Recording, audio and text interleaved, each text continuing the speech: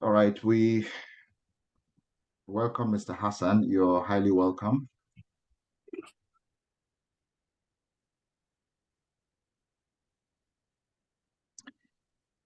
Can you simply tell us what your research is all about?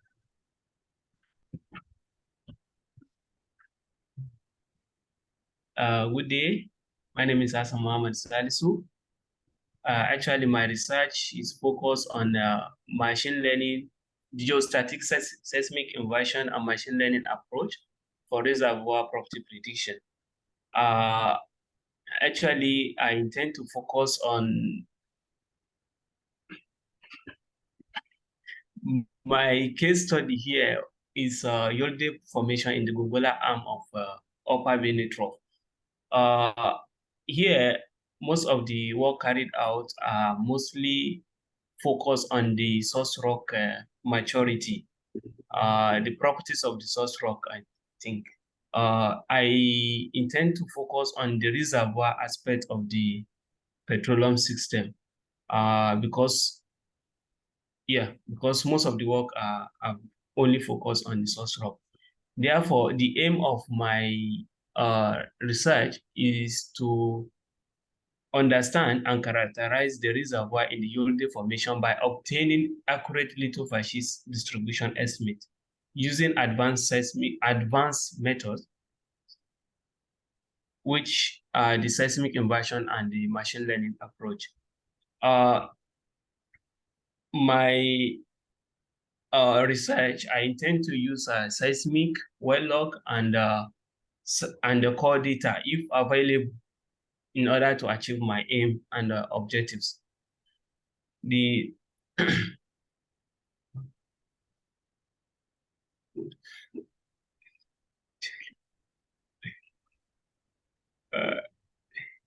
Carry on, is please that enough? carry on. Carry on. Okay. So in the flow chart is shown in figure. I don't know if, but let me just briefly explain what I intend to do. Here, I'll first of all do seismic interpretation and attribute analysis. And this is aimed to, first of all, identify the structural characterization of the reservoir, as well as some of the positional environment. Okay, thank you. Thank you. Okay. Thank you, Hassan. What is the petroleum system in the Gongola Basin? The petroleum system? Yes. And how does Yolde Formation form part of the petroleum system? Welcome. Also, we go straight into the outline of the section. So the section will be broken down into three parts: successful interview tips.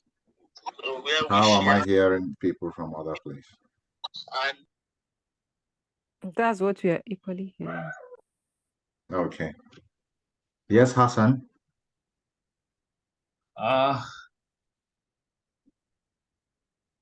The petrol system.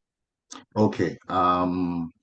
Don't worry. Don't feel as if I'm putting you off. Okay. You are before a panel. I'm not answering that for you. I will tell you at the end. Is there a particular reason why you chose Yolde Formation? Yeah, because most of the here only in the Niger Delta area of Nigeria, I think the reservoirs there have been explored, and most of these methods have been used to characterize their reservoirs. While in the Yode Formation, and we know it's just a new field that like that Kulmani that was just discovered. I intend to characterize this reservoir because it will, the area is an inland basin, which comes a lot, the depositional environment has a lot of heterogeneity. Therefore, the reservoir initial reserve estimation might be wrong because the fascist analysis, the method used to characterize the reservoir, might not be adequate, accurate enough to identify thin layers that might be shale, which is not part of the reservoir. They might see a very long reservoir and think it's all sandstone, whereas there is intercalation of shale. Okay, in your proposal, when you are talking about the seismic interpretation and attribute analysis, you did mention root mean square, that's RMS Yes. amplitude, instantaneous frequency, and instantaneous phase. Why did you choose these attributes? How significant are they to your studies? Because there are, I think, over 50 different attributes which are used. Why did you choose these three? Yeah, RMS attribute, I choose RMS because it helps me. Actually, I use it somewhere. Okay, you just understand what I'm saying, okay? Yeah, I do Good. understand. Yeah, so they can put you off. I know I'm not because you are the first person, okay, and I didn't tell Yeah, you are the first, and that's why we're having this. But of course, you have to be absolutely spot on everything, okay? of course, Then when you yes. are talking, you said you are going to use core data, for example, for your lithophase evaluation, if available. So supposing it's not available to you, um, what other data can, because it's going to be a major limitation to your work. So what other data can you explore in order to replace your core data values if you can't find them? Actually, I will just rely on my petrophysical data and seismic to characterize the reservoir. Okay, what about the well logs? Are you certain you are going Yeah, to get? that's okay. The petrophysics, which just basically the well log data. I mean, to see. Okay, okay. Mm. And then you have an XGBoost algorithm for Yes. the machine learning. Has that been explored in other basins or similar geological units? And that's why Uh, you're using it here, or it's just an entirely new thing? Actually, I haven't seen it used in some basin, but I think someone used it, but he hasn't published the work yet. I'm trying to just learn from him. Uh, Okay. So at the end, what do you intend to achieve in your studies? the expected outcome. Yes, something like that. I intend to maybe, not maybe. Okay. What I intend to achieve is just to like see any thin bed, maybe like 5 meter thick. Maybe I can see it within the reservoir area. So if with this, I think it can reduce uncertainty in the reserve estimation and the well placement. Okay, thank you, Mr. Hassan. We've heard you. We've seen all your other documents, and we will get back to you. Good luck.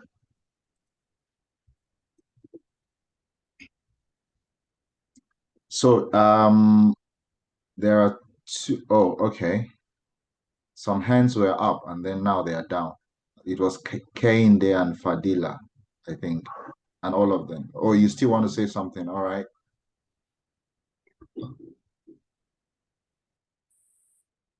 Kane there first, and then Fadila. My microphone is. Hello? Yes, I can hear you. Okay. Thank you very much. My name is Kendi Samuel Way. I'm a fresh Master of Engineering degree graduate from University of Rio, Okay. Akwa Ibom State. Okay. The title of my research proposal is Design and Optimization of Hybrid Renewable Energy Systems. Okay. Sorry, just wait. Sorry, wait. Are you one of those that sent your proposal to the? No, sir. You just call on me to speak. Okay, okay. No, your hands were up. That was why I thought you had something to say. But for now, just hold on first. If there's more time, okay, I will give more people because I know I sort of spoke to other people privately. Okay. Um, we have all heard from Hassan, okay? And yeah, I wouldn't say it was absolutely bad because I sort of caught him unawares and just said, you're going to be the first. And yeah, so sometimes before you will get your acts together, it's slightly difficult, you understand? But just like you see, he has written this proposal and he didn't know where the questions are going to come from. Um, Thankfully, I have some knowledge of what he's trying to do. Okay, Hassan, just to help you regarding the petroleum system. You know, when you talk about the petroleum system, is the source rock, the reservoir, and the cap rock. So you can't even talk about reservoir without knowing the petroleum system. Um, I have worked slightly or just a little bit around the area. I think Zaboski and Co, those from ABU's area, know that we've done some pretty good jobs, you know, around. Eno Peter, please can you mute yourself? Eno Peter, can you please? Yes, thank you. Oh, Jesus. Sorry, I'm very sorry, please. Okay, it's all right. So I know that the Yolde Formation sort of overlies the Bima sandstone, if I'm not mistaken. Although, you know, you talked about the heterogeneity of the the Yolde Formation. So just go and look at it in terms of the petroleum system, because when you're talking about the reservoir, yes, you want to characterize the reservoir. Where is the source rock, for example? Possibly other people talked about the Pindiga formation. That is a possible source rock or whatever. So just try and marry all those other stuff together, you know, because I am pretty sure people are going to ask you about, you know, the petroleum system. And then I did ask you also about the choice of your attribute analysis. There are over 50 attributes for seismic interpretation. So you have chosen 2 or 3 or whatever. You have to justify why you chose that and how you're going to achieve your studies based on these 3 things. And then just tell them you're going to use the core data. Don't say if available. Okay, you're only tying yourself. And I heard you say maybe, or I think, or whatever. Don't think. Okay, once you're facing a panel, unless it is absolutely necessary that it's something that is sort of abstract, don't think about it. Follow it up and say, so et al. Or so 2003 did a work and then, you know, identify this. So based on that, I am saying this. Or they did this work and these are the limitations. And based on that, I am saying this. Okay, so that's the way to answer the questions. You know, don't be thinking, don't be saying, you know, all that. Okay, sorry, I would have loved to drill you more because I'm really interested in your research, but I have to go to the next person. Is Anya with us now? Yes, I'm here. Okay. Good evening, sir. Good evening. So you are coming after Busuyi Patrick Omoni. So Omoni, you're up. Are you ready? Thank you. Good. Yes, I'm ready. Yeah. Good. So just in case you forgot or some of you came late, I said once you face a panel, you know, one of the first questions they would ask you, apart from the other obvious ones, like why did you choose this area of research? Okay, it's going to come anyway at some point, but I'm just saying if I don't mention it because I'm more focused on your research proposals rather than the other more generic questions. Okay. Yeah. So can you briefly tell us what your research is all about? Good evening. My name is Engineer Patrick Omoni. I'll be working on a research topic titled utilization of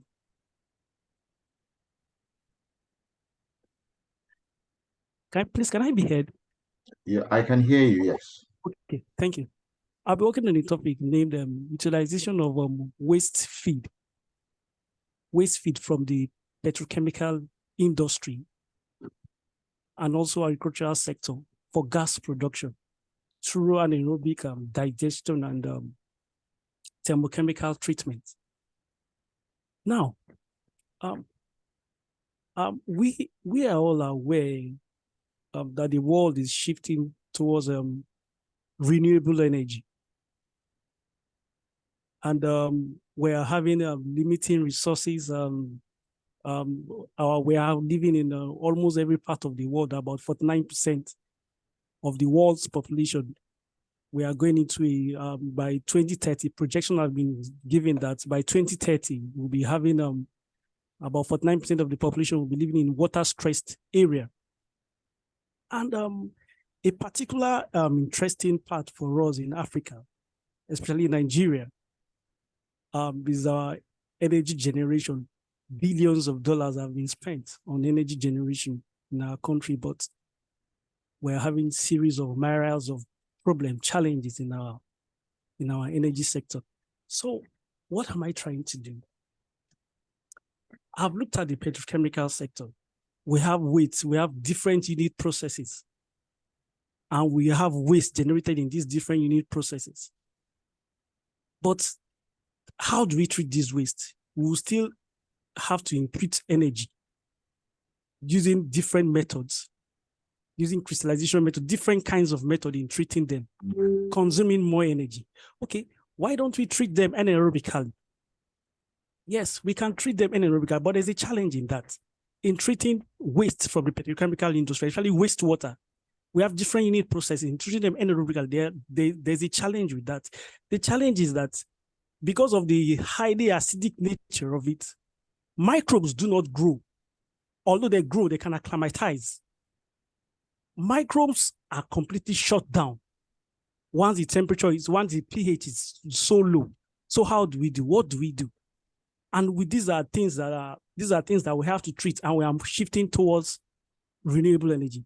So my proposal, the work I want to do is, how do I capture this energy? What are the protocols that I'm going to use to capture this energy? That is exactly what I want to do. And how do I go about this? How can I go about this? Okay, I've looked at it. Okay, I'm going to use, although not so much research has been done on petrochemical industry in treating them anaerobically. Why? Because, like I said earlier, the pH instability, they react to the longer hydraulic retention time, and also the slow reaction.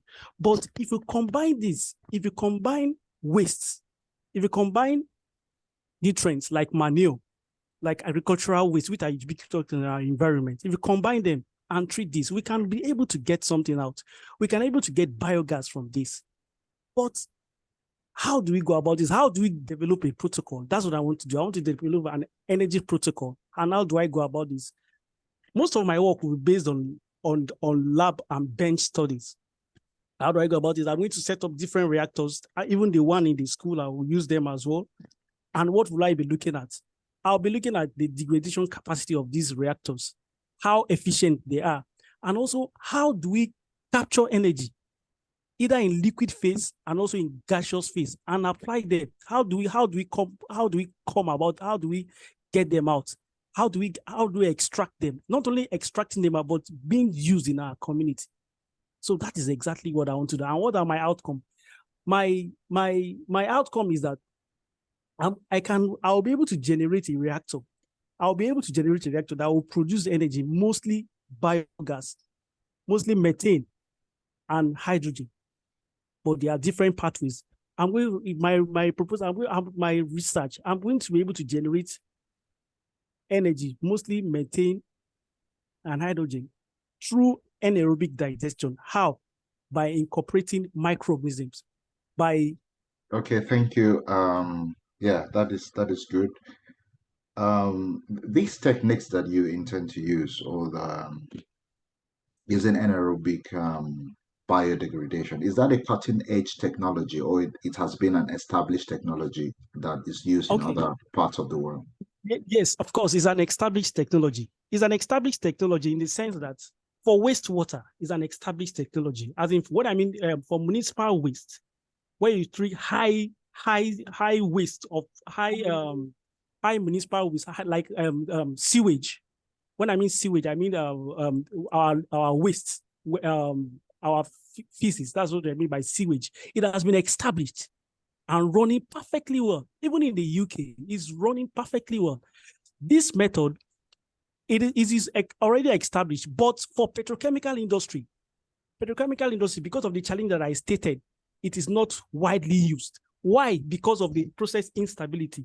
So right now, there's a method we can incorporate agricultural residues, agricultural substrates to like balance the nutrients, absorb, to like inhibit, to like act like a shock absorber for the microbes, so that they will not have like they will have a buffering capacity by using they'll be buffered by using agricultural waste products and some other mineral nutrients. Can you mention some of those products?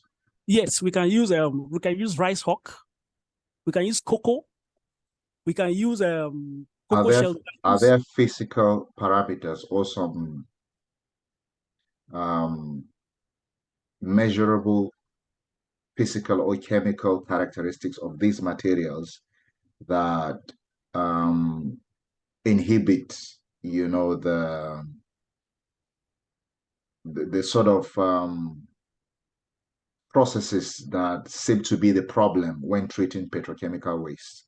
Are there what are those what are those characteristics of those materials, the materials you're using? Why, for example, rice husk or cocoa? Yes, rice. Yes, rice. Why rice husk? Why rice husk? Because it has, like I said, it has like a buffering capacity. It has, and also manure as well. Manure contains nitrogen. Nitrogen that is very, very an important element for microbes to grow. So by us combining them, yes. So by us combining them, we'll be able to overcome the challenges of low pH and also process instability in the anaerobic reactor if only we're using just petrochemical waste.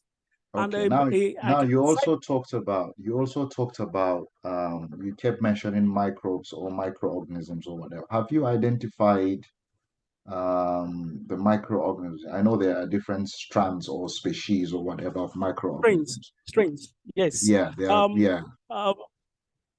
Yes. Is there any in the literature you're going to tell us?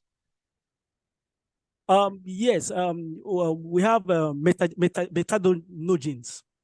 Okay. Metanogens.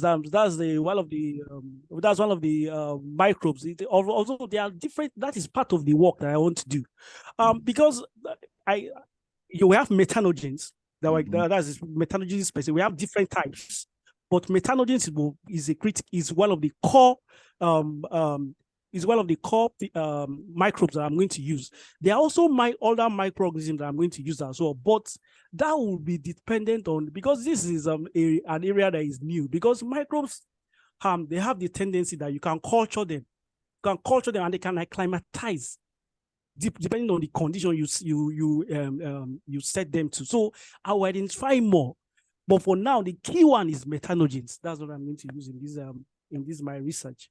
Okay, one thing I know about microbes is that they cannot be completely relied upon. You know, what your culturants will end up, you know, becoming. How do you intend to have a very controlled sort of experiment in order to identify the microbes you're going to use?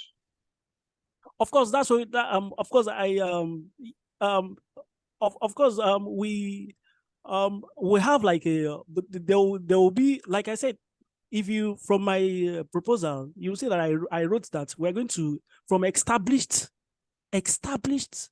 wastewater treatment plant. I meant wastewater treatment plant for sewage, especially. That's because they are mostly reliable. These have been on for more than 20 years, and it has been proven reliable. So that will be one of our control. although we will have them in my vicinity where I'm going to do my research. But one of the controls that I'm going to have is a already established wastewater treatment plant in terms of sewage, not industrial wastewater. But although this, as is a research, we will there will be so many modifications. But one thing that is certain is that an already established wastewater treatment plant in the UK will be used as a control. That's the sewage. Okay, so how does the component of sewage differ from those of the petrochemical river waste? What are the basic differences in their components in terms of their chemical component or just their general components? Yes, for normal sewage, you have the COD is not so high like that of, maybe we can have like between 150 to like 400 milligrams per liter. That's the concentration of the COD. But for industrial waste, which we are dealing with petrochemical, we can have up to as high as 5,000 milligrams per liter. And one of them is acrylic acid.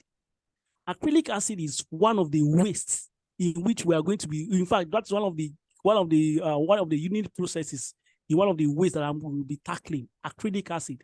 So I've read literature about acrylic acid, and of course, my method has been done in terms of they are trying to come up with them, but I want to refine it to getting what we are going to do as in my own capacity, and in terms of extracting energy from them, developing an energy protocol.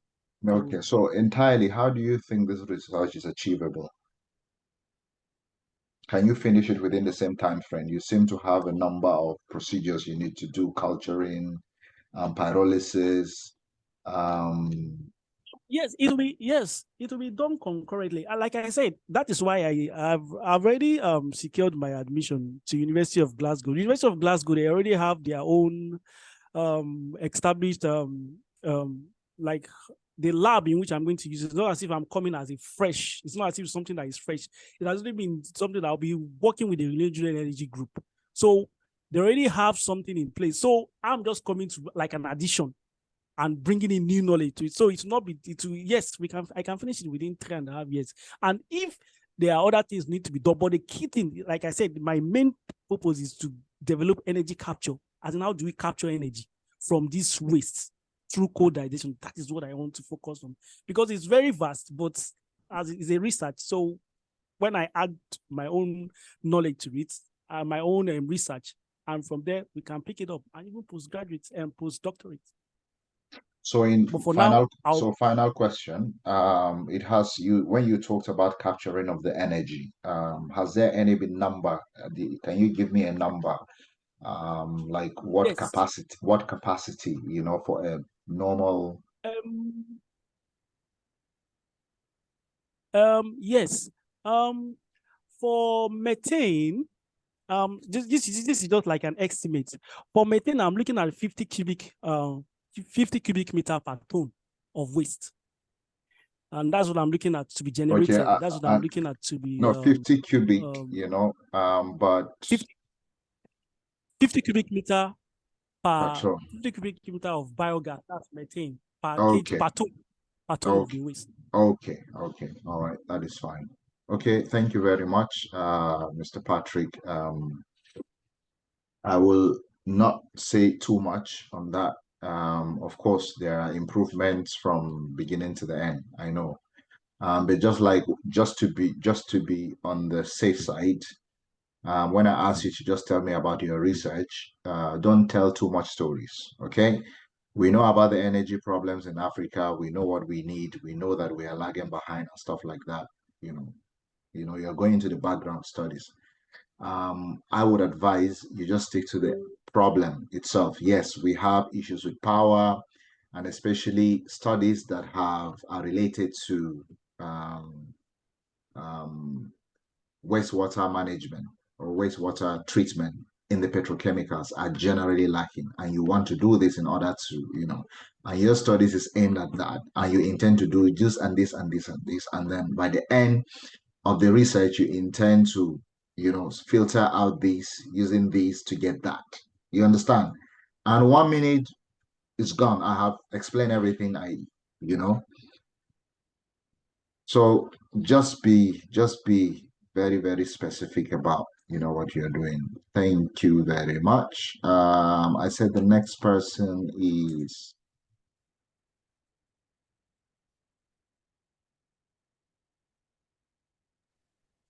Anyanwụ Samuel, sir. Anyao. Okay, let me just come up with you. Okay, yes. So Anyao, you're welcome.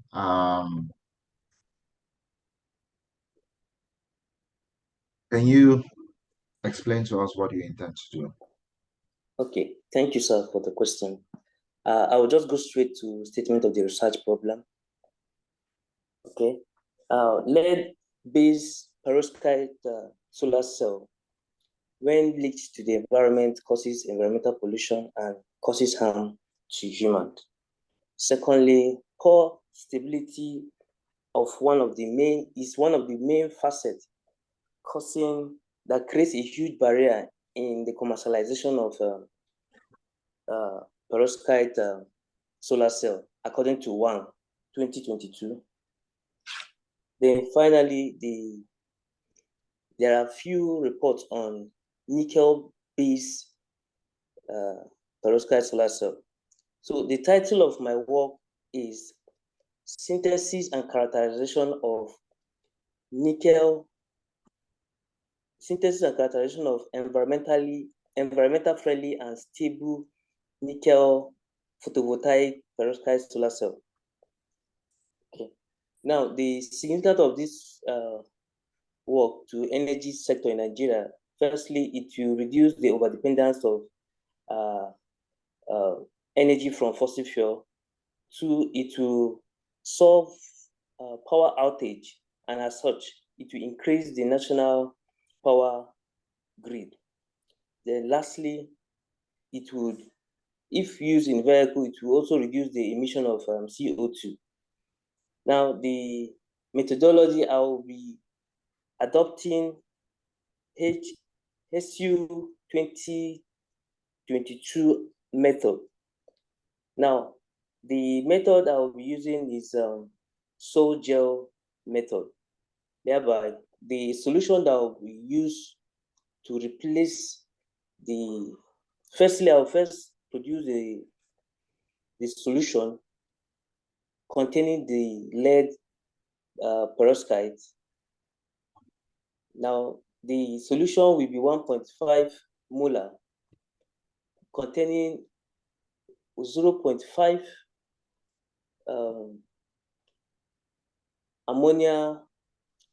methyl ammonium, and then 0.1 lead iodide. So with this solution, I will dissolve it in DMSO and gamma butyrylolactone, and then I'll introduce a nickel chloride salt alongside with a nickel nitrate salt to replace the lead in the solution. Now, the expected outcome is that at the end of the research, I should be able to, or I will obtain a synthesized compound that will replace our conventional lead-based photovoltaic perovskite solar cell. Okay, thank you. That's what I intend to do. Okay. Thank you, sir. Yeah, I can see that. Can you all hear me? I don't know why. Yes, it's yes, saying. sir. Yes, we can hear you, sir. We can hear Okay. you, sir. Okay. So I understand that you want to replace a particular technology, for example, with this new one. Is this an Yes, sir. entirely new technology, or this has been established in the past, or maybe is there a product in the market that uses this nickel material, or there has never been one? Okay, there has never been one. They have never used nickel as a light absorbing layer. Instead, in the literature, what is found is using nickel as a whole electron, whole transporting layer. Okay. So it simply means that, but you said in the work of Su et al. 2022, they utilized this sort of a similar procedure. And then in your proposal, you did write that there is no significant limitation at all to their findings. So if there is nothing, yeah, it looks like they've done all the work. So what are you going to be doing? Okay. Why I want to embark on this research is that the lead-based perovskite usually, when it leaks, because perovskite naturally is not so stable, so humidity, environmental factor usually affect it. So, but in my master's research work, I worked with nickel. So from there, I discovered that nickel is stable and it has optical properties. So when we replace lead with it, we will have a better product. Yeah, although you haven't answered the question anyway. I said how is it different from the work of Su et al? They've sort of done everything, and you said and how does it even compare with the monocrystalline silicon panels, which are the most, well, they seem to be expensive anyway, but they're the most recommended ones. How is this one entirely different from those ones? All right, thank you, sir. The research effort these days is focused on production of cost-effective, efficient solar cell. From theory, it has been discovered that crystalline silicon usually produce, let's say, the power conversion efficiency is usually 20% at 1.1 eV, according to theory. But with perovskite solar cell, or other solar cell rather, it has been shown that at least power conversion efficiency should fall between 40 to 45%. So nickel crystalline silicon has low power conversion efficiency, and it's expensive. Though the only advantage it has is it has a long lifespan compared to perovskite solar cell. Okay, so in terms of choice, for the product itself and the raw materials that are available, which one is more accessible? Is it the silica, or the nickel? Is nickel found like everywhere, or why did you choose nickel? If, for example, it's difficult to be found as a resource in Nigeria, for example. Okay, thank you, sir. Like I earlier said, I worked with nickel during my master's degree program. I discovered that nickel is a stable compound. Now, from literature, I discovered that nickel is one of the non-toxic elements. So, in terms of its occurrence in nature, it can be found in Nigeria if we so desire to search for it, sir. Okay. If we so desire. Yeah, I was waiting for you to tell me that, oh, nickel has been mined here, or it's been obtained there, or there and there. So you need to do a bit of work on that. You understand? So I understand things about new technology, for example. You have to consider the costs, okay? Yes, sir. As well, and then the availability of the raw materials. So that is why sometimes there are countries that don't produce anything, but they are more stable in their production. Sorry, they would rather import than explore the resource, and that is simply because of the cost of the exploration will be higher than the cost of importation and stuff like that. So you have to be a bit careful on simply because it's just a technology that you see that is working, doesn't necessarily mean that it's efficient, okay, in terms of economic development. And then everything PTDF tries to do is to build capacity, local content and stuff like that. So, yeah, I'm not saying you're wrong, okay, but I'm a geologist. I think I would rather go for silica in terms of, it's everywhere, okay, rather than nickel, for example. I know that copper nickel, it's something The that line is is found breaking. somewhere. Okay, can you hear me now? Okay, yeah, I can hear you clearer. Okay, yeah. So you have to be absolutely sure that that is in terms of the technology. Then one final question. You talked about a particular experimental procedure that you're going to isolate. You would have the nickel replace lead, okay, in your experimental setup. Then where does that all lead you? Are you going to build a solar panel, or it just stops at the experimental stage that you can show that this can replace that? How does it fit into the whole energy thing? Okay.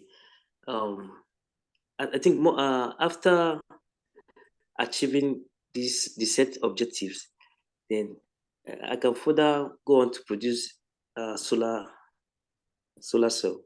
But the main aim is to synthesize a compound, because from the literature, it has been shown that when the materials used for the production of the solar cell is being improved on, the solar cell usually produces more efficient or has higher efficiency. I agree with that, but based how on do you my work, test it? Because if you don't test it, how would you know it's more efficient then? okay, there are machines that are used to characterize the the the compound. Mine is Can you fixed name on one? production. Okay, we use UV to check the electronic transmittance. We also use PCE scanner to know the power conversion efficiency. Okay.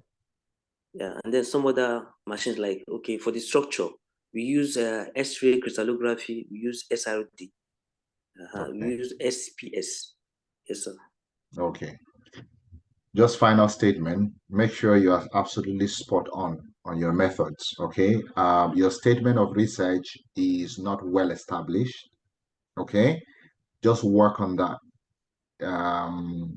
I think you have just about 3 or 4 lines or thereabout.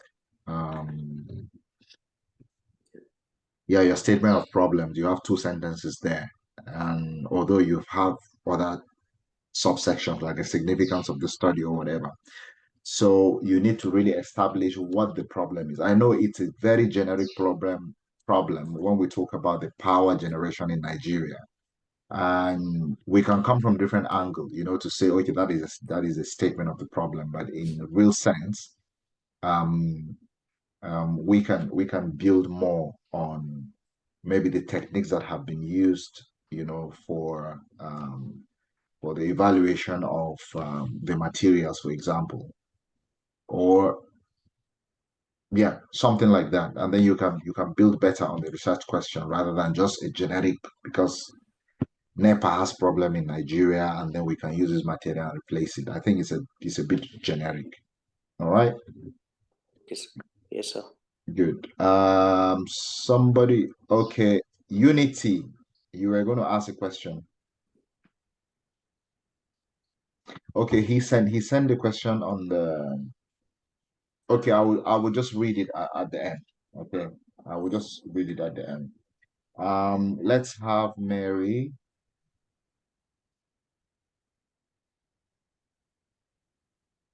All right. Mary, are you evening. here? Okay. My work is on. Yes, I'm here, sir. Okay. I'm going to work on crude oil degradation potential and biosurfactant production from my project topic is crude oil degradation by Pseudomonas species isolated from Kulmari area in Gombe State. And the aim of this research is to examine and enhance the degradation and biosurfactant ability of this Pseudomonas species isolated from Kulmari area. What I'm trying to do is first I'll isolate and identify those Pseudomonas species. We don't know which in particular, but after isolating them, because we know microbial activity is site specific, so although literatures have shown that microorganisms like Pseudomonas aeruginosa have been isolated from Niger Delta region, but we want to see which specifically is in the new oil exploration site. And because the statement of problem is this, because the petroleum industry have been distributing and have been generating waste that have been affecting the ecosystem. So there's need for us to degrade this waste, the hydrocarbons especially. And the reason why we are using Pseudomonas species is because they have shown to be able to produce biosurfactant, which is a natural material, and it helps in it helps in solubilizing the soil, and it also assists in altering the hydrocarbon property, making it easy and faster to degrade by by the other microorganisms in the environment. And the method I'm going to use is, how do I enhance the ability of this Pseudomonas species to produce more biosurfactants? Although a lot of studies have been done, but not in Nigeria. As we just found few literatures online that said biosurfactant producing microorganisms have been isolated in Nigeria, and none have been evaluated in Gombe oil exploration site. So what I will do is I will isolate microorganisms from that site and identify them. Then we'll also check their ability to produce biosurfactant using hemolysis assay, hemolytic assay, and drop spread, oil spread method, and also drop collapse method. Then because I've worked with sweet sorghum variety, and on the farm, I discovered that it's just there. The stack and the straw is just being wasted. The farmers don't do anything with it. And when next season comes, they will just burn it, and they don't utilize it. So we might use the stack and the straw to enhance the ability of this microorganism to produce more biosurfactant by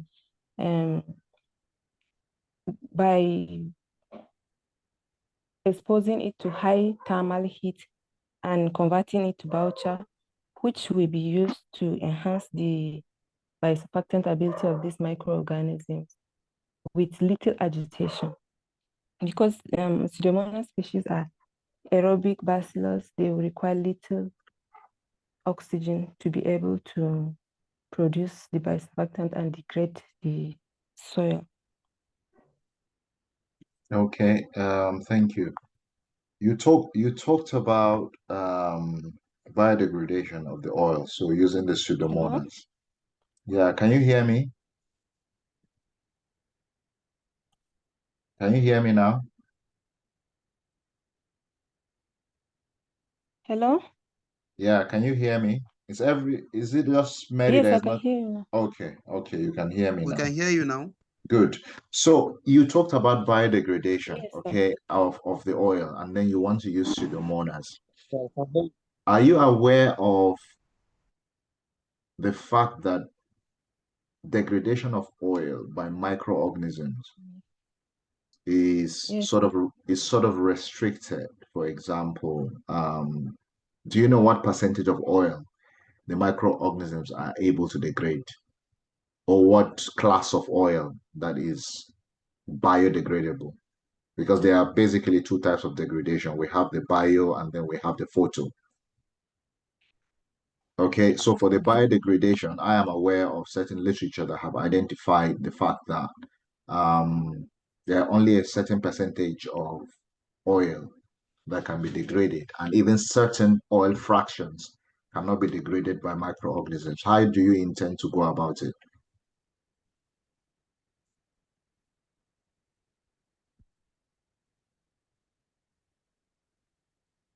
Well, I've not looked at that. Okay, so you just have to look at that. Okay, for example, if you look at the compositional classification of crude oil in general, there are four. That is the SARA components, that is the saturates, the aromatics, the resins, and the asphaltings. So for the saturates, they are biodegradable. For the aromatics, most of them are photodegradable. Okay, so once you have high molecular aromatic compounds, most of the microorganisms cannot do nothing to them. They just stay there and they don't degrade at all. And for the resins and the asphaltings, because they are highly polar compounds, they are also not affected by biodegradation. So once and then you are very specific about Pseudomonas. I know the Pseudomonas has been tested in the Niger Delta region, and that is why you've chosen that. But you could as well explore other microorganisms. Other species or groups or genuses, whichever one. Okay, you are the microbiologist, you know better. And then can you give me a step-by-step procedure you're going to carry out your experiments, how you intend to achieve your stated aims? Just in brief, step by step. Okay. First of all, after isolating and identifying these microorganisms and making sure that they are capable of producing the biosurfactant, we will then subject it to molecular techniques to make sure that they have that gene, like PCR or qPCR, to make sure they have that degradation ability gene. And then we will then estimate and examine the amount of biosurfactant they will be able to produce. Then we will then prepare oil sludge using loamy soil and crude oil artificially to see if this microorganism will be able to degrade it to some extent. Okay, so how do you test whether the oil is degraded or not?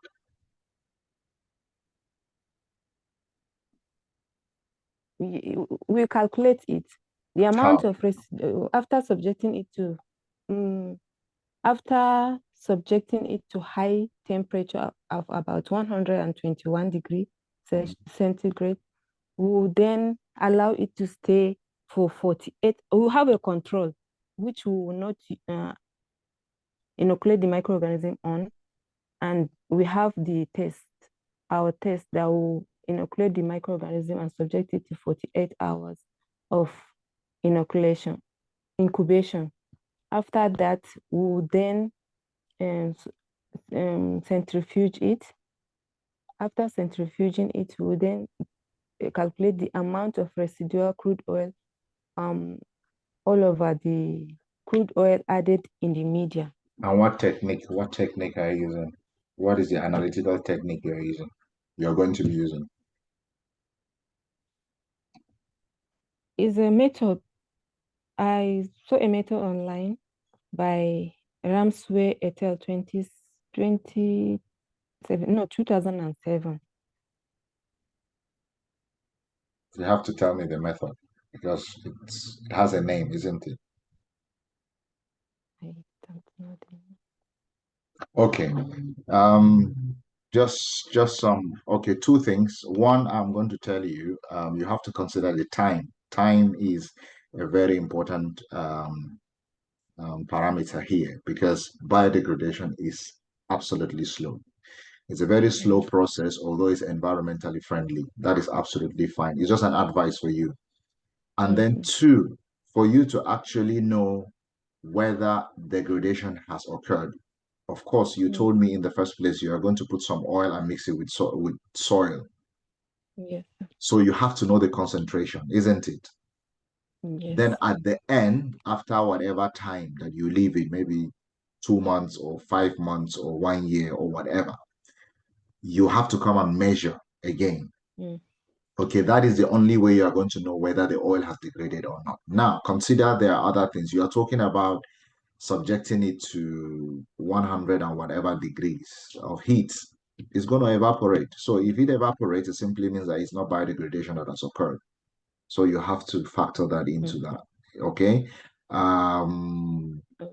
Yeah, even if you just leave the crude oil to the open, it's going to evaporate. Just that's the volatile organic compound, that's the VOCs, will evaporate. And then,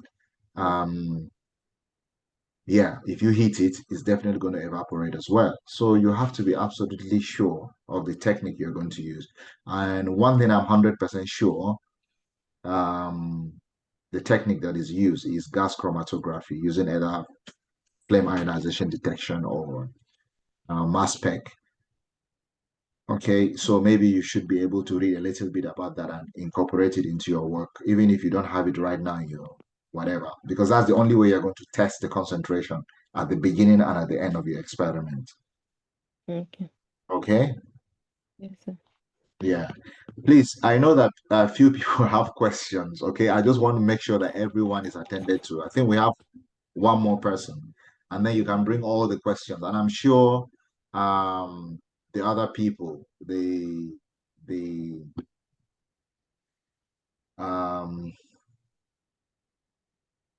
ones who have presented would be willing to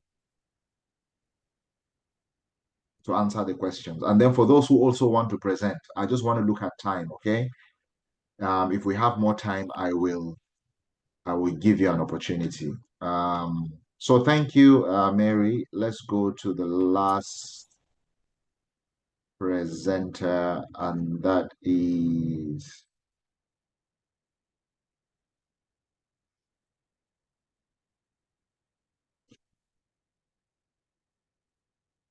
oops.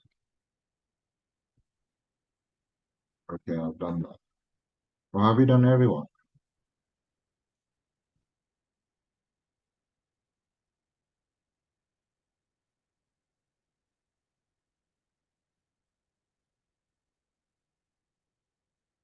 Oh, awesome. It's like we're finished. Did I just do 4? Yes, four.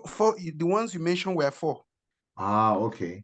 So Sunday Yes, sir. asked that he wants to also present. Okay. I will give you only 5 minutes. Shehu Hajara, you want to say something? Hajara.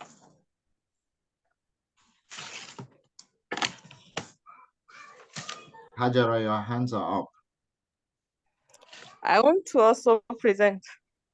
Ah, okay. So let's see, we have 26 minutes. If we can do everything in, okay, 6 minutes. Okay. Although I don't have your work with me, but of course, depending on what you tell me, I will be able to interview you. So you can go ahead, Sunday. Okay. Thank you. Good evening, everyone. Yes. So tell us what your research is all about. Okay. The title of my research is Short and Medium Term Wind Power Forecasting. As we all know, there is a massive increment in population, which has led to massive consumption of power from fossil fuels. So there is a need for us to think of moving to renewable energy, and wind energy is one of the best renewable energy we can look at. In my work, I want to forecast wind power using short and medium term. And I'm going to do this through the following objectives. There are 5 objectives. I'm going to first of all review the available forecasting method for short and medium term. Then I will evaluate the accuracy and computational efficiency of each method using appropriate performance metrics. Then I will compare the performance of the different method and identify the most effective forecasting approach for wind power. Then I'll apply the selected forecasting method to a case study. And then at the end of it, I'm going to provide recommendations for improving the accuracy and reliability of wind power forecasting in short and medium term. These are my objectives, and So I'm where going to is your do this. study area? My study area, yes, is in, I'm focusing in Nigeria, northern region of Nigeria. Okay, and I have 3 methods I'm going to use. I have physical approach method, I have a statistical approach method, I have a artificial intelligence based method. And in the physical approach method, I'm going to use some of the devices that are used to measure weather parameters, such as wind speed, wind direction. And then with that, then we can use a model which is used to convert it to power curves to know the output that the wind speed can give. And then in statistical method, I am going to use some models. We have the autoregressive moving average, which is ARMA. We have the ARIMAX, autoregressive integrated moving average, and then we have the seasonal autoregressive integrated moving average. These are models that are used to forecast wind power, and I'm going to use them. And then the third method is the artificial intelligence based method, which is one of the interesting one. It is the new innovation that is trending now. In this method, there are 3, although I've just read about one I want to include now. There are 3 major models I'm going to use. I have the artificial neural network model, and then I have, I'm going to use also the support vector machine, and I'm also going to use the physiologic. So these are the models I'm going to use to forecast the wind power of sorry. And my case study is in the northern region of Nigeria. I've selected 5 states: Kaduna, Kano, Katsina, Gombe, and Adamawa. I stay in Gombe, and where I stay, there's the high wind speed. So I'm trying to look at some other northern parts of Nigeria, and I'll measure their wind speed also to get their data. And in statistical approach method, I will be requiring a lot of data. So I'm going to get the data from meteorological stations around my case study areas. I'm going to get from airports. I'm going to get them from universities and some meteorological stations in those areas. okay, thank you. Yes. So all this data you talked about, for example, the physical data, how reliable are those data? I have a bit of experience, where, for example, sometimes the people in charge of the meteorological stations don't turn up to work, or maybe during breaks or public holidays, and they don't take those data and they may make it up. Are you sure those data are reliable? Okay, thank you very much. That is why I am going to, on my own, using the physical approach method, I'm going to put device that will take the measurement of this data for the whole period of 1 year. And then I'll Do you use have that the to device? Do you have the device available in Nigeria? in cooperation with my supervisor, who is University of Nottingham. He has promised to get those devices and even come down here and set them up. And then he will monitor them for a period of 1 year, for a period of 1 month before returning back. And he also mentioned something that this device we are going to use, once they are set up, we just need to make sure they are protected. And then the data they gather, we can get the information right in the university. Okay, thank you. So are there studies that have been conducted relating to wind energy in Nigeria at all, or yours is the first? And if There, they have, I've how come does your across own I've come compared to across those? I've come across works that have been conducted in Nigeria, especially the northern region, about wind energy. But theirs were mostly talking about the study of wind energy potential in the northern region. And when I went through their work, they were basically focusing on the fiscal approach method. So this other approach I'm adding, that is the statistical and the artificial intelligence-based method, were not touched in their own research. Okay. So they are actually, and there's also a research I read. It was actually talking. He did a research on the energy production and consumption. So, but not in this other area I am handling. Okay, thank you. So just final comment, Sunday. That is a good one. It's good for those of you that have already gained admission or you are in contact with your potential supervisors. It is absolutely necessary for you to mention it, during the interview. Just tell them, if you've already gotten an admission, it's not like that is a guarantee, but it is important for you to mention that you've been in touch with these people. I remember during my interview, it's the same thing. I just told them I'm in touch with my supervisor. I did my master's there, and we had an agreed model which we're going to follow and stuff like that. So it's important once you face the panel, and then you know that there are things like that. So all you need to do is convince them that you have yeah, so that's for all of you, not only to Sunday. So just make sure you just mention it. Okay. Thank you, sir. Hajara, can you give us your presentation? So just go straight to the point. Tell us what your research is all about. Okay, thank you so much. I'm Hajara, and I'm one of the candidate that has been invited for the interview. I tend to work on maintenance. I intend to improve the maintenance in the oil and gas industry.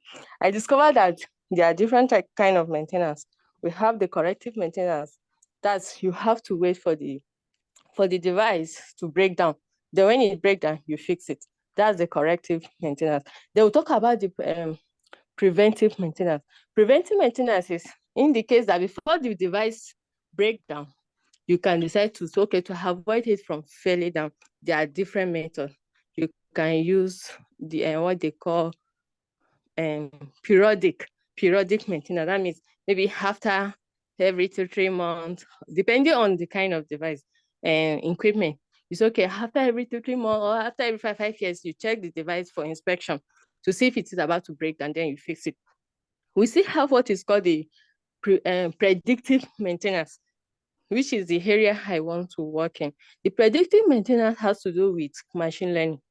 So before the machine breakdown, it predicts when it's going to break down. What's the remaining the remaining lifetime of the device. That way, instead of us allowing these devices to break down before fixing it, because we discovered that when devices break down, and when they break down, it causes a lot of expenses for the industry. When a device is down, no production is being done. It causes what we call operational, equipment inefficiency. Operational And costs. this is operational cost. And if you look at it, it's costing the maintenance, even to fix it is going to be very expensive for the industry. So now, if we can predict when these devices are going down, when this device will break down, we avoid downtime. We are going to avoid maintenance costs. So I'm proposing machine learning and deep learning. That's an hybridization of machine learning and deep learning to predict maintenance in their infrastructure in oil and gas industry. I think that's all I have to say. Okay, thank you. This your predictive maintenance method. Is it something that is established and has been a technology in some other parts of the world, or it's new? Can you? I said the predictive method. Okay. Yeah. Now this is okay, Karen. Okay, currently, if you can, as you will all know, everything and the world is going to technology. So machine learning and the deep learning, it is what the tech and the industry are advocating for. At first, we don't use them in industry. We use them more in our car, like this self-driving machine. We also use them in maybe house appliances, and we also use them in robots. So now they are advocating that why not let's apply these things in the industry, in our equipment, being used in aviation and oil and gas sector. Actually, Okay. in the oil and gas sector, they've not started using this, but paper researchers are working on this to see how they can implement this to improve their maintenance system. So it's basically theoretical up till now. It's not an established technology No, that no, it's is not in really the market. theoretical. They've been like it's not really theoretical, but in Nigeria we use more of alarm and sensor. But I think in other country they are using the machine learning. That is why I say, okay, I want to do an hybridization of the machine learning and the deep learning system. I came across one in one of these papers where they use is it LSTM for predicting when a device is going to break down. So what special skills or educational qualifications that you have that prepares you to carry out this research? Okay. Currently, I'm a lecturer in one of the Nigerian university, and I'm very good in machine learning and deep learning. That is what my research area are for the moment. Okay, that is good. So what are those steps you're going to be taking? Is it everything about simulation? Are you simulating everything, or No, no, you're no. taking data? No, no, no. So what sort of data do you intend to use, and how do you intend to analyze them and use them for your prediction? Okay. We are And then going what to take predictive, let data me just from carry the final question. Now, what predictive model are you using?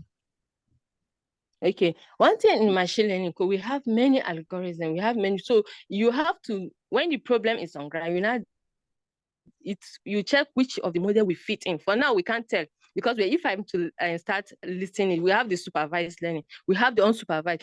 So you have to check what is the kind of data you have. After we've getting the data, which I intend to get it from the oil and the Niger data site, since that is where our oil and gas industry are for them, and they are more. That's where they are. So we get this data. When we get this data, we'll now define the data we are going to get will guide us on which of the which of the learning or algorithm we are going to use for it. Okay, Hajara, I asked what data, Hello? what data are you getting? What sort of data? If you say data, data is We are going to real-time data from this oil and gas industry sector. what We are going to exactly get are you data getting? from there.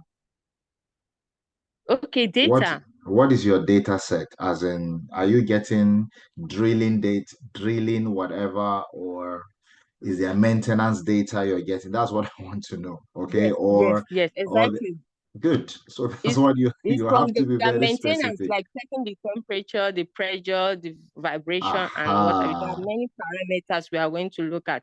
Absolutely. So that's what I was looking for. You have to be specific because when you say data, you would assume that I know it's maintenance data. Okay. Okay. So yeah. So once you're facing the panel, just assume they don't know anything. Okay. So Okay. so be very specific on the data. I'm taking maintenance data, temperature, pressure, Okay. wear, Vibration frictional, frequency. whatever, but exactly. So all these ones, and then you integrate them into your machine learning algorithm, and then to see, to modify it or whatever, to see what model best predicts the maintenance, isn't it? Yeah. So I'm sure Yes, very sir. soon we're going to be asked to go back. Thank you very much for that. I would have loved to give more people room to say stuff, but we will just have a general discussion before we're going to be called back. Okay, these ones are comments. Unity Ekube. You've already typed your question, but yeah, since we have a little bit of time, you can just I think the question was to Hassan or who, the second person. For the waste conversion person, how does he intend to produce a microorganism in large scale that can convert the waste to useful chemicals? And will he study the rate of the mechanism, something like that?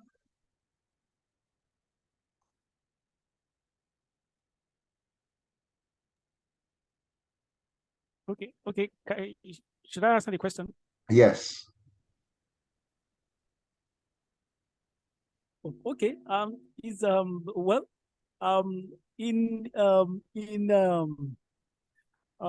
bio Technology. microbiology, of course we have okay, yes, okay, microbiology, and then also the biotechnology as well.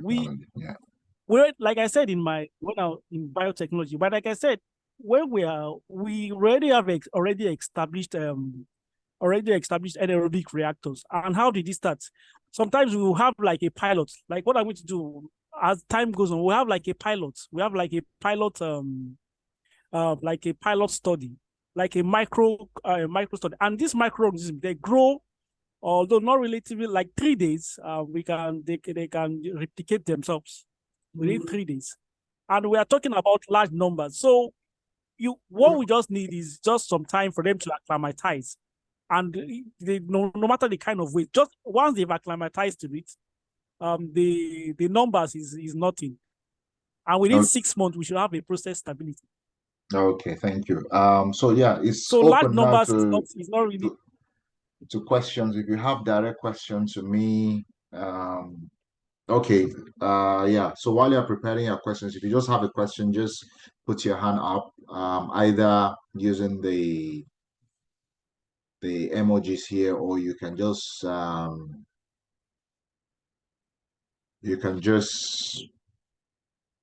show yourself, on the video, and just raise your hand, and then we can listen to you. So just, yeah, so Habila is up, but okay, I will give you a chance to speak.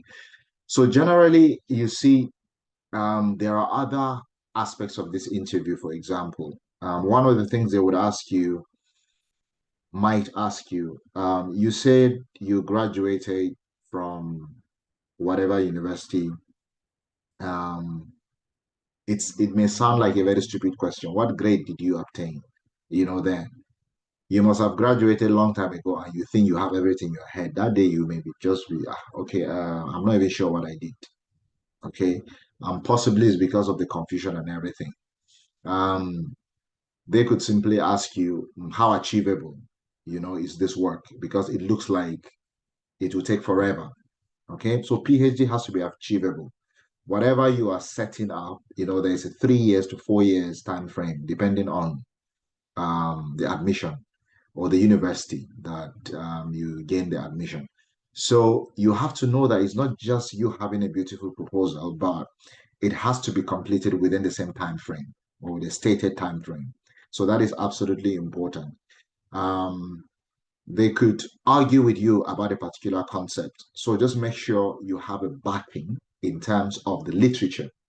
And that was what I said in the first presentation. Don't think, okay? If you are not absolutely sure, and if you just look around and you look like maybe these are not experts in my field, this is a cheat code. Just call one,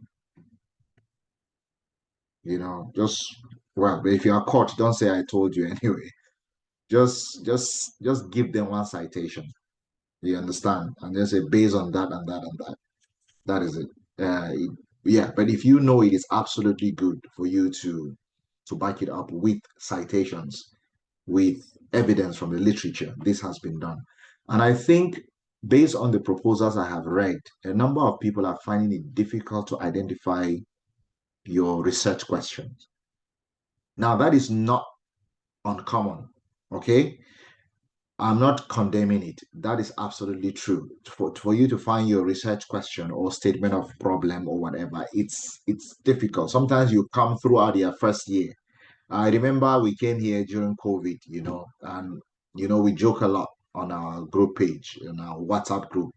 And then we'll say, I've spent the entire 12 months. I couldn't even find my knowledge gap. You know, now the reason is simply because things you thought have never been done. By the time you come, and then that's because possibly you're in Nigeria. And by the time you come here, you would realize that a lot of work has been done. Okay. And then you would have to modify your research because nobody's going to award you a PhD if you do something that somebody else has done already. So you have to be absolutely spot on in terms of identifying your knowledge gap and stuff like that. And yeah, Sunday Habila, you are trying to say something?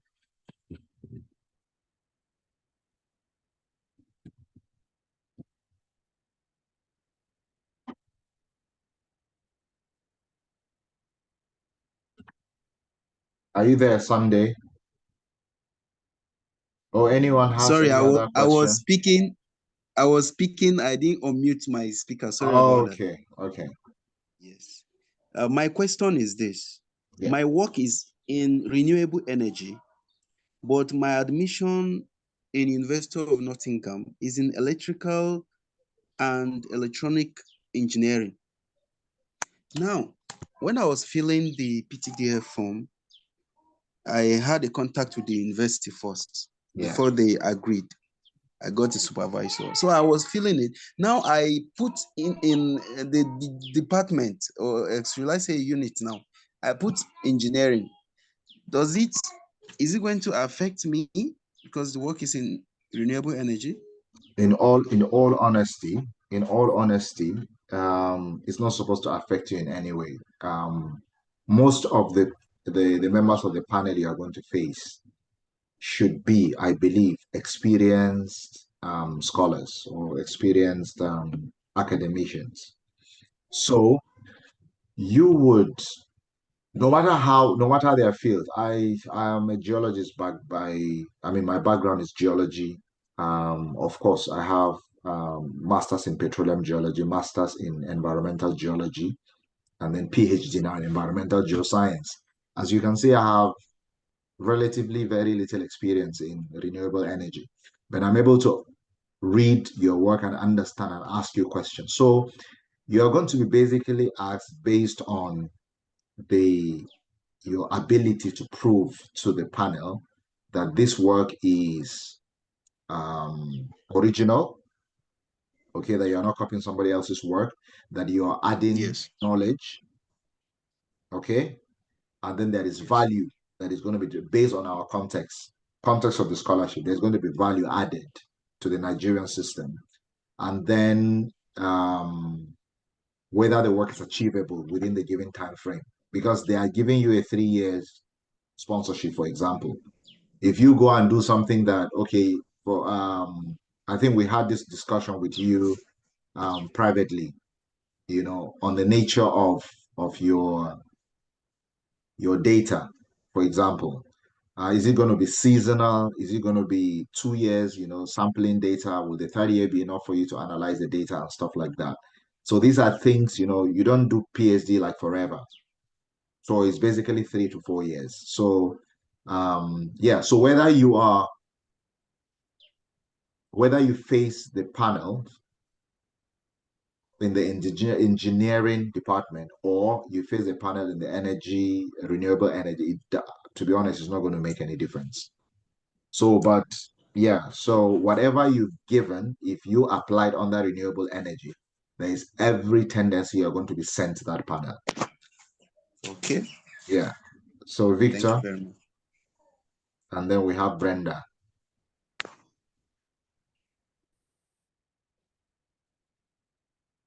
Victor, maybe you're muted.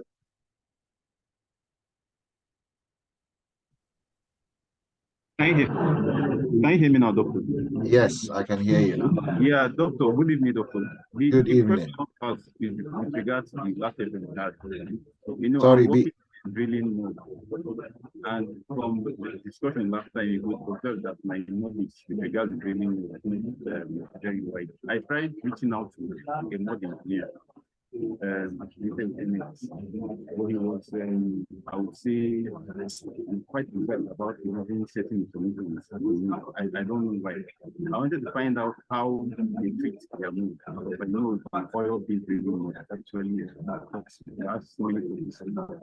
Heavy metals and hydrocarbons, inorganic then contaminate groundwater, the soil, and even the air. So I don't know if you have an archaeologist. I don't know if you have how to treat Yes. Yeah. Okay. Yeah. Victor, I will send you a message. I think you sent me an email, right? You sent me an email, or was it on LinkedIn? Doctor, I can't hear you. Said yeah, I think I sent you a message. Yeah, you sent you. Yes, We you are did, connected on yes, LinkedIn. you did. And then Yes, you have my very good. Okay, I will send you something. Okay, doc. Thank you, doctor. All right, welcome. Yeah. All right, Brenda.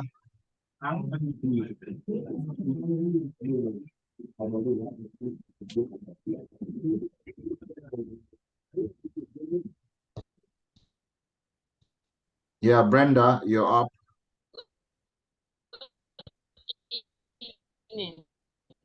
Yes, good evening. Although your line is breaking. Are you getting me? Hello, Dr. Hanley? Yes, we can hear you now. Can you hear me? Yes. Okay.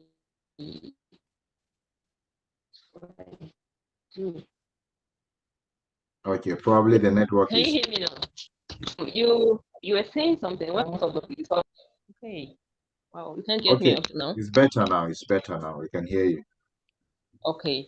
You said when you got to the UK, you discovered that most work has been carried out. Yeah. Like, yeah. I thought there's nothing new under the sun. They said, like, you can just carry out the same work that has been done and apply it to a different area.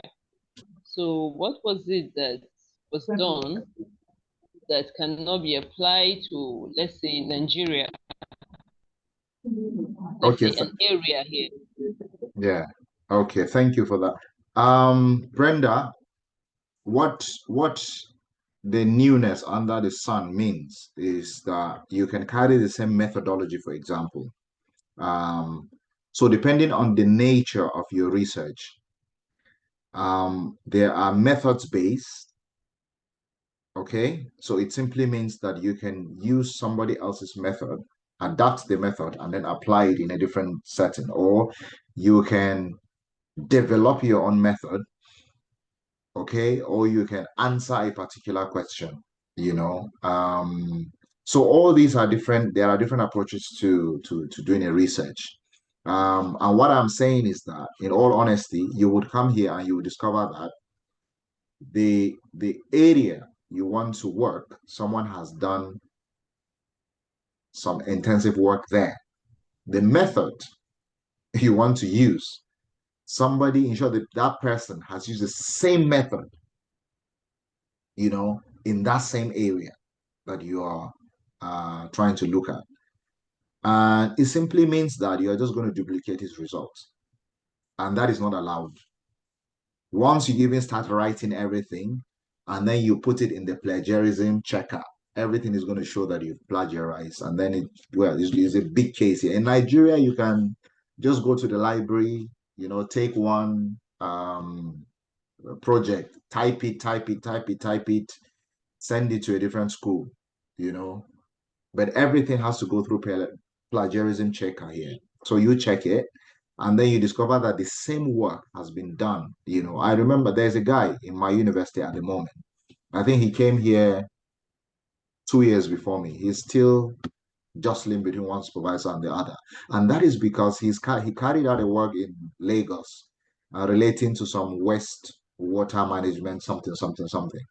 He submitted the work for final correction, and they say, oh, this work has been done. And the reason is because he did not do an intensive literature review. Maybe he just thought, okay, based on the literature review that he did in Nigeria, that is enough. But he came here, he forgot that, you know, all this. So yeah, so these are some of the reasons I'm saying you could come here and find out that the same work that you've done, okay, has been done by somebody else. So you have to be a little bit flexible, okay? For me, I designed a particular experiment, and when I arrived here in the UK, the same university I did my master's, I was told that the experiment was too dangerous, for it to be executed. And so I had to modify and modify and modify. So you have to be a little bit flexible with that. So once you come and then you are told that, oh, this has been done or this is not doable, as we thought. Because one thing I want to assure you, whether you're coming to the UK or to other universities, the more you get funding, so for a supervisor, the more you get people into the university, the more your profiles get bigger, and then you get maybe promotion or something like that. So because here promotion is not just about paper, it's about bringing external funding, and external funding is part of PhD, international PhDs. So yeah, so there's every possibility you would come and you would find out that your work has already been done. So well, the most important thing is that once you get the scholarship, so on the scholarship level now, do everything possible to win it. Once you come, you may be able to just move it a little bit, so you are able to fit in. Yeah, you would be fine. You will be fine, even if somebody has done it before. It's all right. Thank you so much. Welcome. Yeah, any more question? Okay, we have 8 minutes. Does anyone want to present something again? We can. I just got told we have 8 minutes. So I have a question. Okay. Is it okay for me to collect my samples from Nigeria? Okay. And then It's a very, very tricky one. Okay, I don't know where your prospective institution is. Is it in the UK, or there are international laws that prohibit certain types of sample to cross their borders? In the UK, for example, you cannot bring any type of contaminated sample from Nigeria. It's a no-no, okay? But I can assure you can do a little bit of, if it's here in the UK, I did my work on crude oil as well, contamination and degradation. And I use samples from here in the UK. I went to the field here in the UK, and then I got crude oil samples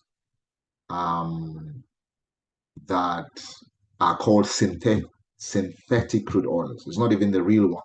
Okay, they have to modify because the level of the aromatic components in the oil has to be less than 1. Otherwise, I am not allowed to use it in any laboratory, in any institution in the UK.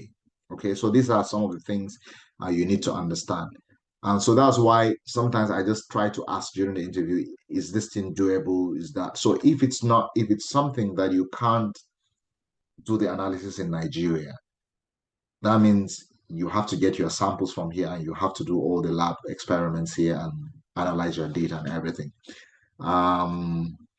But I know that there are companies, for example, in Port Harcourt that would normally do gas chromatography and maybe spectroscopy. So I'm a spectroscopist. I did everything on spectroscopy anyway. So that can actually give you some results. Okay, so but yeah, your question is all about whether you can bring samples. Yeah, if it's in other countries, I have no idea what happens there. But in the UK, it's difficult to bring samples here. Aisha.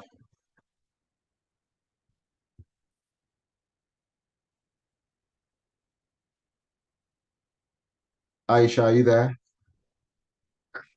Yes, good evening, sir. Good evening.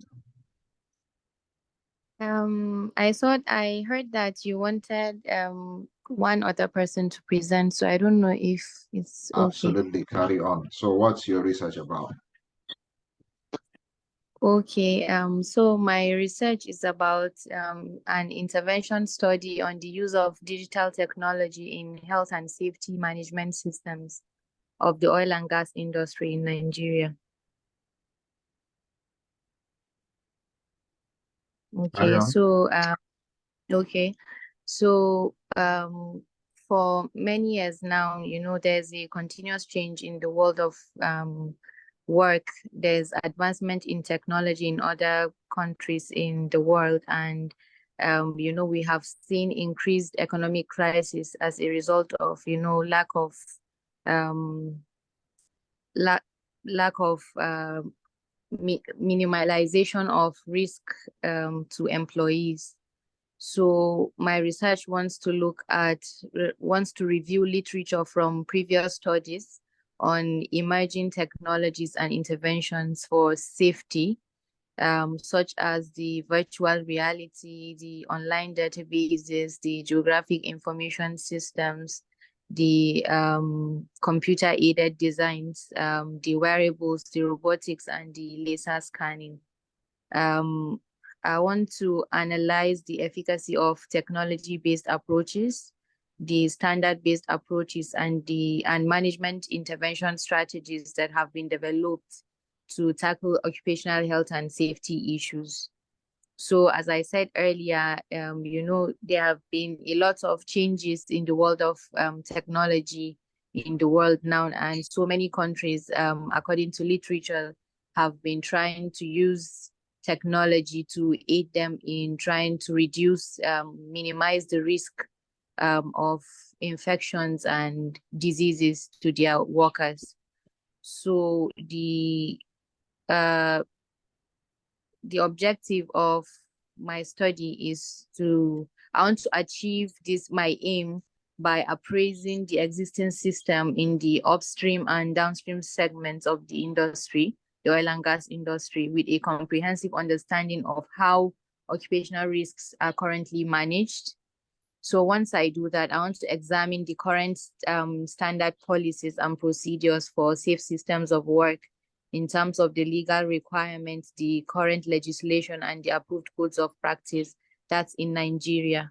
So I want to measure the current rate of occupational diseases in the industry against the prevalence of the diseases using the existing database, because there's a lot of study that has been done on the prevalence of the diseases in Nigeria. And then I want to have a comparative analysis of the organizational components that use digital technology against sectors that have not introduced the use of technology by gap analysis. So apologies, but this by gap analysis, I don't think is the only analysis I want to use at the moment. Maybe I would rephrase that, because listening to all the presentations earlier, I think I need to do more here. It's going to be a comparative analysis, but then maybe I will add something. And then I'm going to evaluate the performance of the technology on site, the risks and the outcome of the use of digital technology for safety procedures. So my outcome for this research is to be able to make recommendations to effect change in the processes of implementation using digital technology for safety purposes, offshore and onshore. Okay, thank you very much. Before I go into your proposal proper, are there policies that are not so functional at the moment that you want to improve? Are there any ones regarding the safety of employees at workplaces? So according to a previous research I did, the health and safety in Nigeria, health and safety policies are not well in place. We only have the environmental health, that's NESRIA, the National Environmental Safety, and is it research? Sorry, I have to look at that again. It's okay. But Yeah. Yes, but we don't really have occupational health and safety at the moment. We don't have policies. So what Nigeria uses is they abide by the International Labour Organization's policies because we're a member of the ILO. So that is what we use. So most of the international organizations, when they come to Nigeria and when they want to implement their projects in Nigeria, they actually abide by those regulations. So Okay. that's what, Yeah. So you talked about the occupational risk. yeah. Are there very specific ones that you want to concentrate on, or is just general? Okay, so at first I was thinking of sticking to a few, but I was advised to just go for the general, because we have a lot of diseases, to be honest. We have carcinogenic effects, which are diseases that could be caused by cancer, and then we have, the musculoskeletal disorders from ergonomic designs. We have a lot. So I don't know. I would appreciate your advice. Is it to stick to the general or to have a specific diseases? Okay. And we also have, before occupational accidents as well. Okay. Okay. Yeah. So before I will give you an advice, what sort of how do you intend to carry this out? Is it questionnaire you're going to be administering, or you're going to the hospitals to get data? Um, where do you think you're going to get your data to do your work? Okay, so at first, if you go through my procedures, I think it starts from my research will be both qualitative and quantitative research. Okay. So the first stage of the research will be qualitative, which will involve the review of literature from secondary sources, followed by systematic review of that literature. So it is after that that I'm going to get my primary data from the site. That is what I intended to do. So I'm going to use questionnaires. I'm going to use there's going to be a lot of research methodology. For instance, I'm going to have have group discussions with my participants, and then I'm going to administer questionnaires, and then I'm going to have interviews as well. Okay. And how do you intend to analyze your data? Gideon, please, can you mute yourself? Gideon Okodua. Thank you. So how do you intend to analyze your data? So I intend to, pardon, I don't understand the question. What are you using? Statistics? Are you using machine learning? Are you just presenting the data in a chart, just simple regression or whatever? Because there has to be some relationship. If you're going to develop a relationship between the hazards, for example, if you're going to have a link between the work itself, yeah, and then the disease. Okay, so before I correlate the results, the initial analysis I will use a thematic analysis to analyze, the first components of my research. And then once I begin to collect my data, and my primary data, I will analyze them. Honestly, I've not thought about how I would analyze those primary data.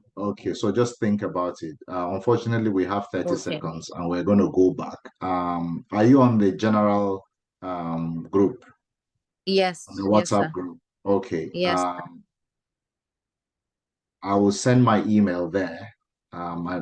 So you can send me an email, and then I will tell you, my best advice. So yeah, so thank you all. We are going to go back to the general Thank group you very and much. maybe have a general discussion there. You can leave now, or automatically we are going to be. So, but do you think language is going to be a barrier when you come to France, do you? Actually, language will not be a barrier to me because I feel it will be a new challenge for me to brace up, sit up, and face the challenge head on. I've had some background of French in my secondary school days.